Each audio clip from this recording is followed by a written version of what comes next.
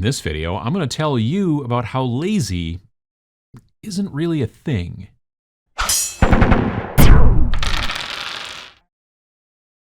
People throw around the term lazy, not just in this hobby, but all of the time. I mean, it gets thrown around a lot. I am sure that my neighbors probably think that I'm lazy because I don't mow my lawn in lawn mowing season like clockwork every 48 hours like they seem to, making a lot of noise and mushing the machine around and doing just all that.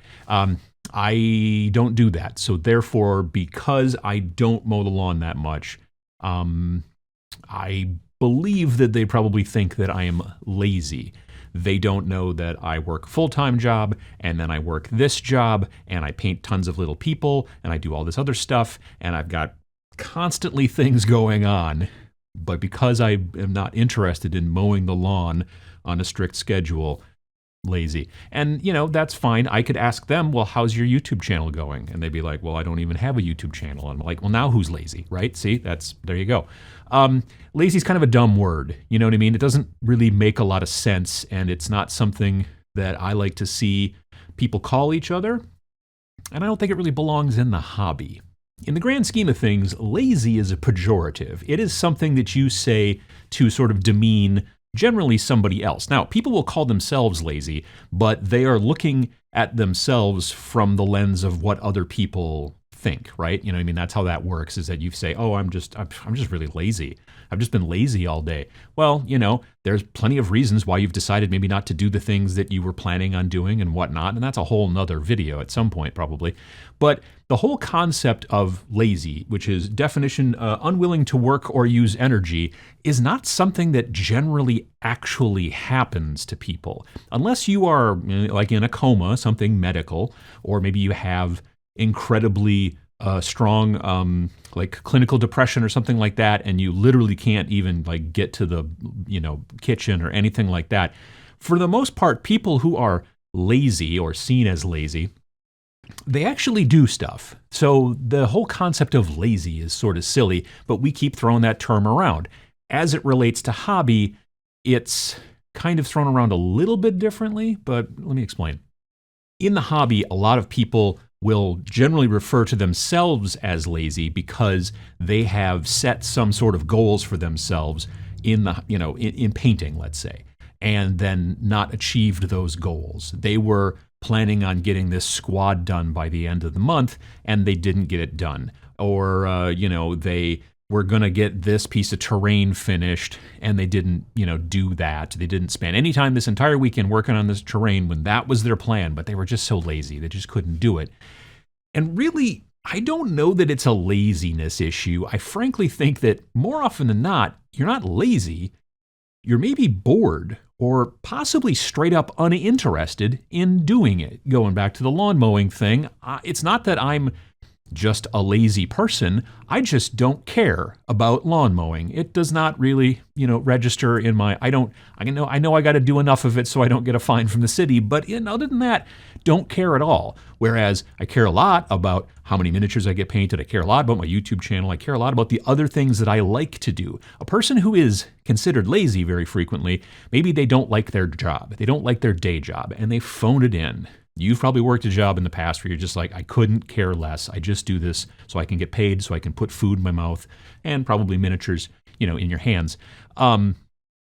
But that doesn't mean that when you come home, you're as shiftless and lazy as you are at work. You come home and you do things. You work on stuff. Maybe it's working on your miniatures, building and painting. You're playing, you're strategizing. Maybe you're not even into this hobby and you're doing other stuff. You're playing video games, but you're like always constantly trying to like find more and explore more within video games or get better at the competition portion of it or whatever the deal is. Maybe you're into any other possible thing.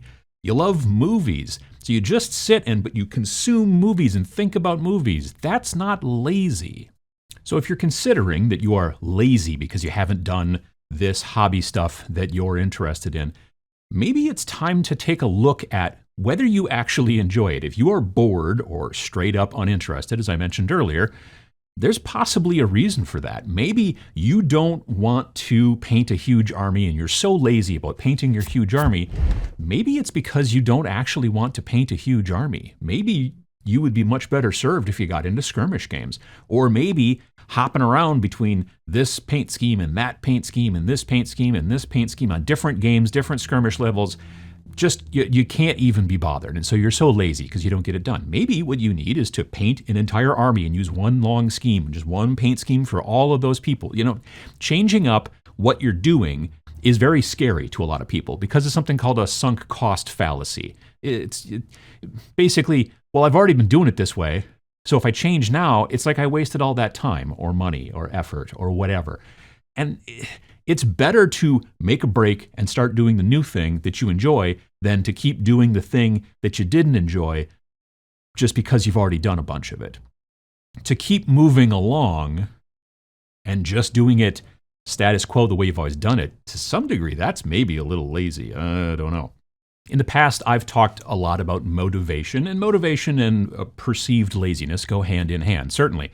I did a video about if you just get completely unmotivated to paint, then maybe you should switch to building, or vice versa. Pachow. Changing up what you're doing can really help with your motivation, aka lack of laziness, to keep you moving forward. But I gotta be honest, I don't like the term lazy, like I said, but just to make it easy, when I'm thinking about my hobby, there is some laziness there, but I think it's got a benefit to it.